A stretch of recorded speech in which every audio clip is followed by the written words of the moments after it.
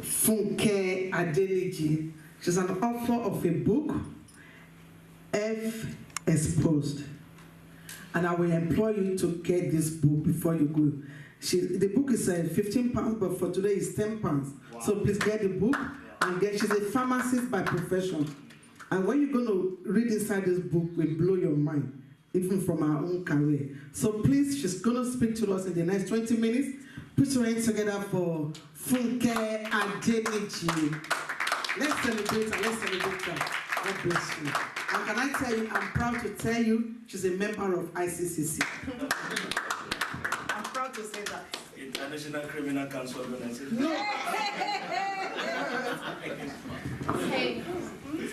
Hi, so just to carry on from Pastor Julie said, I'm a pharmacist by background. I also run an NGO, which I started about 7 years ago.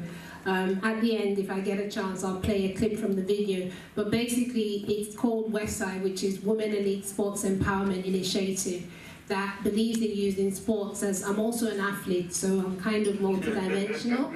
And the NGO was set up based on my professional experience, both as a pharmacist and as an athlete. And it's about using sports as a health and social empowerment tool. Most of our sporting events, I must confess, to date have been in Nigeria. As of today, we've probably done about 8 tournaments, mainly for young women, aged 15 to 24, but we do work with men as well, because, you know, you can't improve the lives of women without, you know, touching the men as well.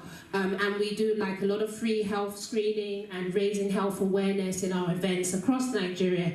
We started in the Niger Delta.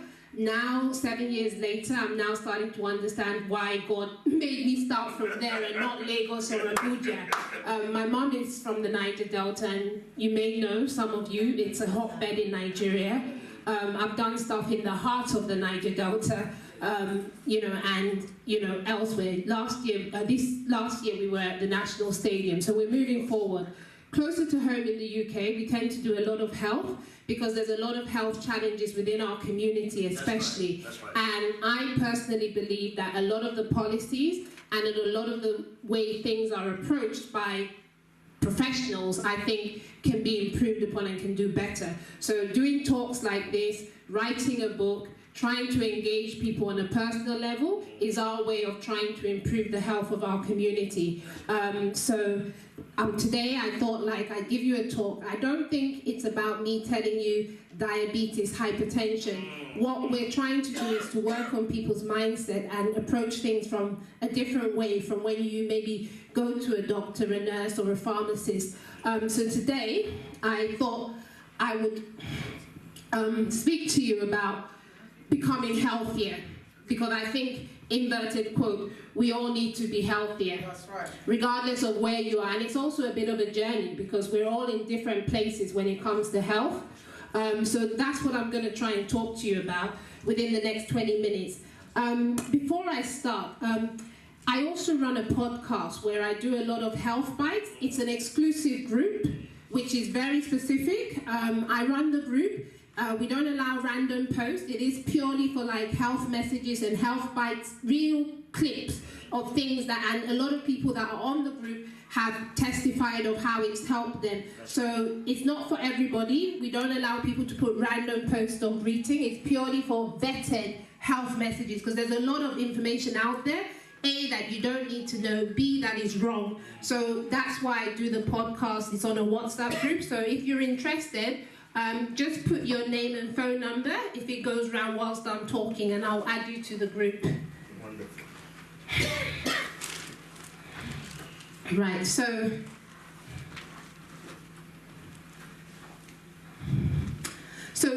like I said, the first thing I wanted to speak about, which is why I mentioned the podcast, was about tackling information overload.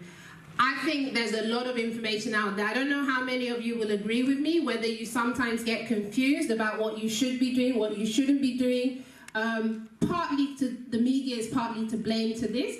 So one of the things I'm going to touch on is how to link the information to where you are and how to sift the chaff from the wheat, so to speak, you know, so that you remove the stuff you don't need to do and focus on what you need to know for your health journey, which will probably be different for every one of you sitting here because you're all in different places and your needs are different. That's right. So I think it's fair.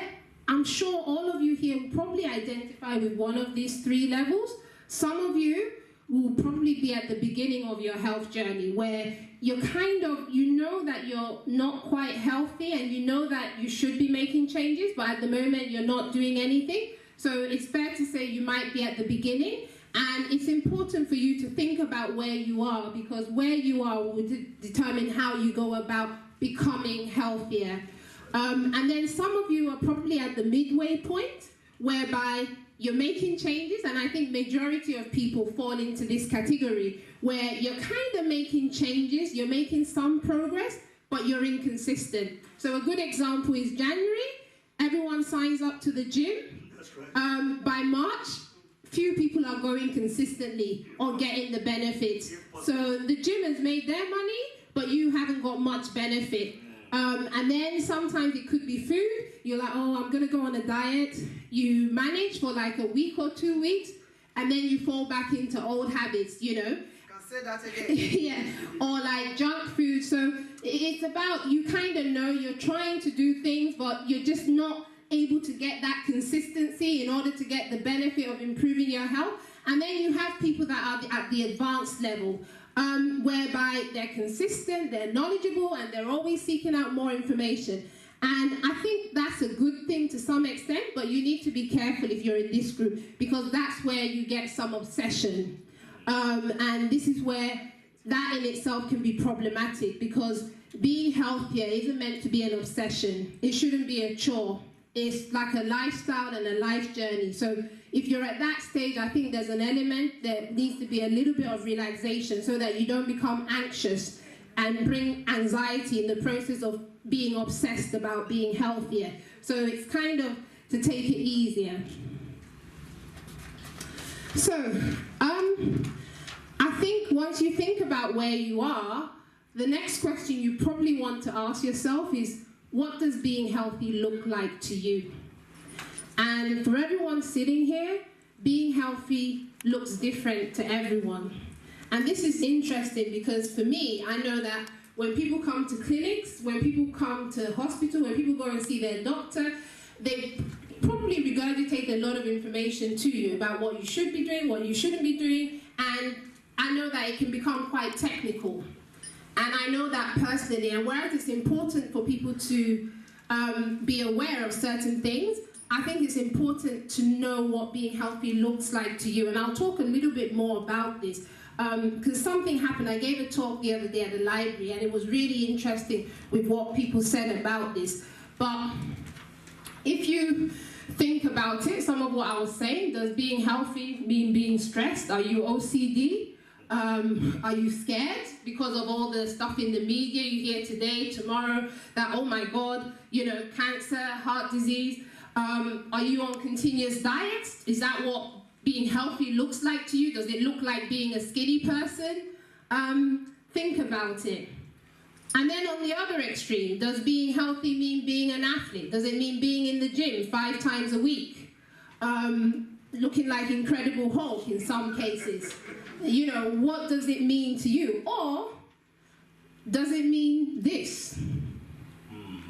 You know, and it's really important because when you're on your healthy journey, what it looks like to you, you know how they say, what you see is what you become? You know, I was giving a talk in the library and I was asking people, okay, well, let me throw it out to you. What does being healthy mean? And one lady, she was a bit older, and she said, being healthy to me is being able to get up in the morning, pain-free, being able to walk and go about my business.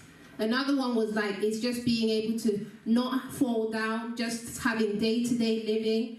So that's what I mean when I say sometimes we're a bit over-technical. Everyone here, how you perceive being healthy. Some of you being healthy might be, you know, losing weight. Some of you, it might be having a child. You know, that's if you're married. Some of you, it might be being able to raise my children. You know, effectively and not feeling too tired to keep up with them, you know, or to guide them. It means different things for different people. But it's important to know what it looks like to you, because that's going to be your driving force. That's going to be your motivating factor. So the next thing is, you know, I know like we've got like my sister Michelle who's going to talk about life coaching, where she'll touch on that. But I think from a health perspective, certainly it's good to have goals, and it's good to visualize your goals. You know, put a vision to it.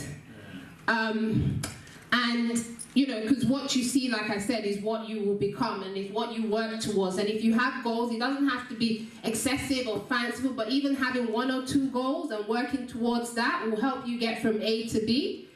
And for me, it's not just having the goals, but thinking about what are the aims of your goals. What are you hoping to achieve when it comes to your health goals? And for the summary, these are the things that I would suggest you think about as you're setting your own goals, which will be different because you're starting from different points with different health challenges. Is obviously you're looking at health improvement, decreasing your risk of long-term diseases, which is some of the major problems we have in our community: diabetes, hypertension, HIV, chronic diseases. Lord have mercy. And also, even if you have a disease, things like diabetes, things like hypertension, some of them can be reversed if you put the right work in and you get the right information. So it's also about delaying disease progression, stopping yourself, if you have diabetes, from getting complications, from becoming blind, from having your kidneys fail, from getting other things that come from hypertension, stopping yourself from having a stroke, stopping yourself from having a heart attack. So, you know, even if you've been diagnosed with something, it's not the end of the road. It doesn't mean that you can't improve your health. That's right. That's right. And then also, obviously, having a good immunity. So ultimately, that's the goal. That is what being healthy is about. You know, let's not be over technical, etc. It's making sure all your systems are functioning at full capacity so that you can be productive as a person in every area of your life for a long time. You know, people are living longer now. But the problem is there's no point in living to 90 if 30 of those years you're spending in the hospital. Because that's what's happening with a lot of people. And it doesn't need to happen. Majority of the chronic diseases we see in our community are preventable.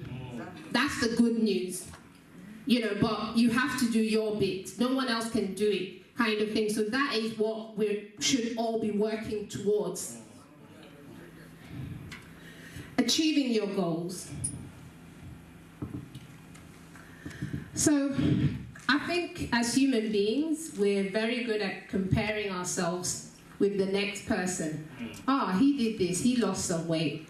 I do this, I'm not losing weight. How come she can eat all the food in, you know, Timbuktu and not put any weight? But as soon as I eat a little bit, I put on weight.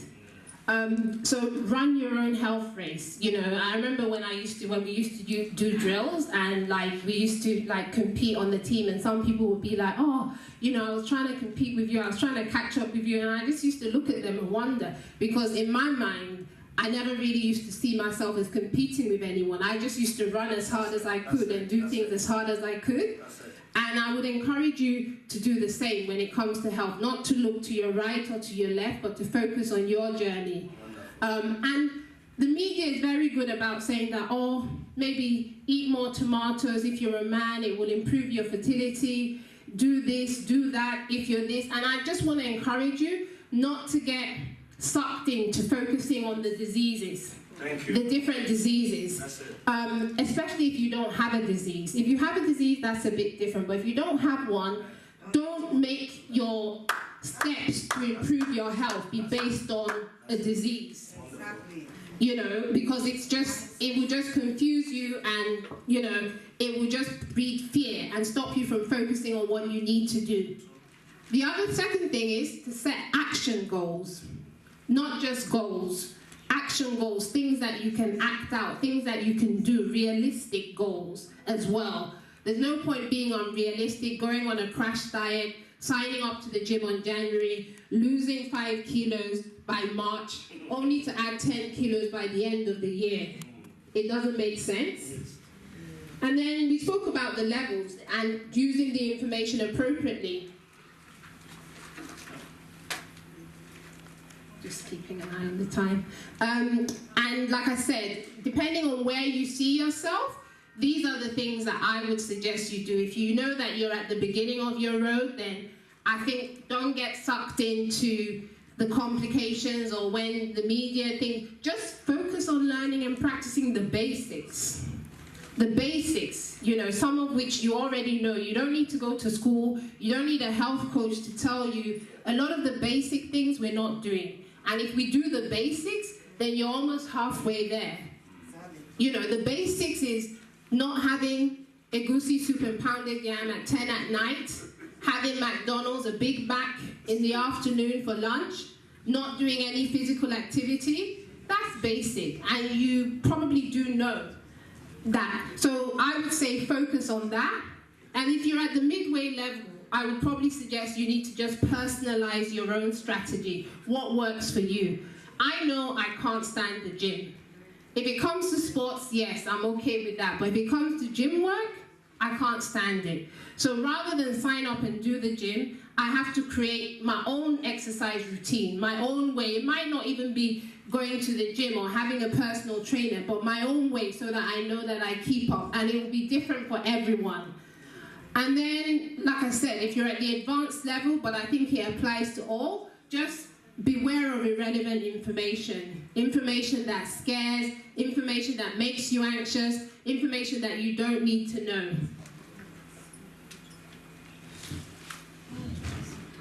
So yeah, so I've touched on that. I talk a lot more about different things in the book, like they said. There's no point in like saying what's in the book. I try to make this talk different, but it complements what's in the book, so it'd be useful to read the book. But essentially, it's about taking a holistic approach to your health.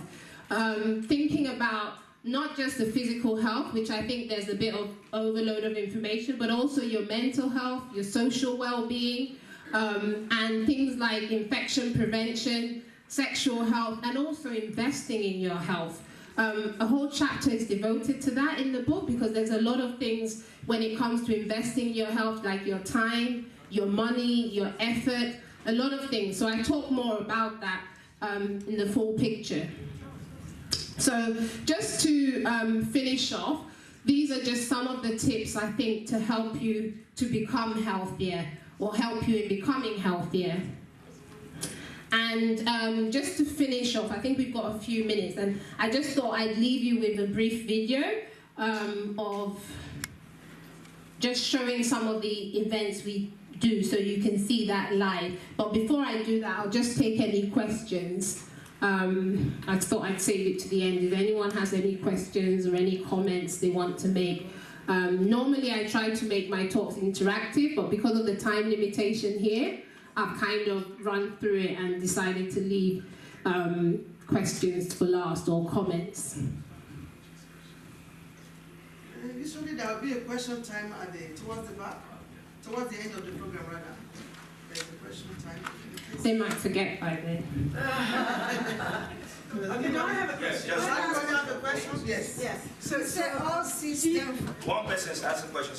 Sister Blessing, she raised her hand first. After her, then you come. Yes. Sorry. So do you teach one-on-one or do you? Yeah, if you want to. Yeah, definitely. Do you have a place in which people can come as a group? Or? So I do, I'm planning on doing one later on this year, probably about spring, where I do like a seminar, which is a lot more personal, a lot more in-depth, and we touch on different things. If you wanted to do like a one-on-one separate, where I could meet you somewhere, we could arrange to meet, that could also be arranged.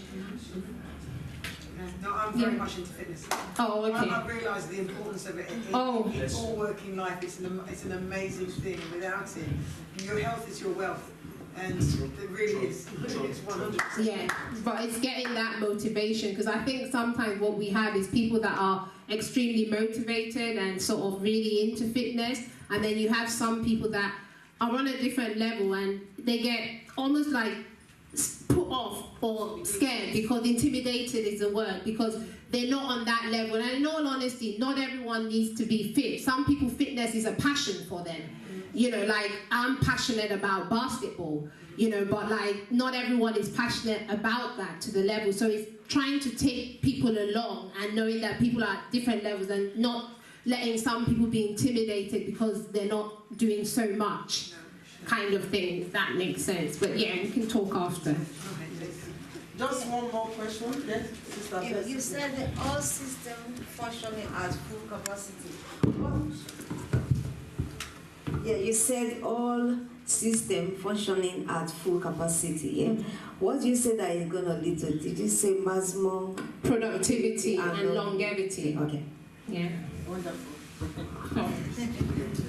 Can we put our hands together for Funke Adeniji, please? Celebrate her for that knowledge. God bless you. Please don't forget, let me give you a hug.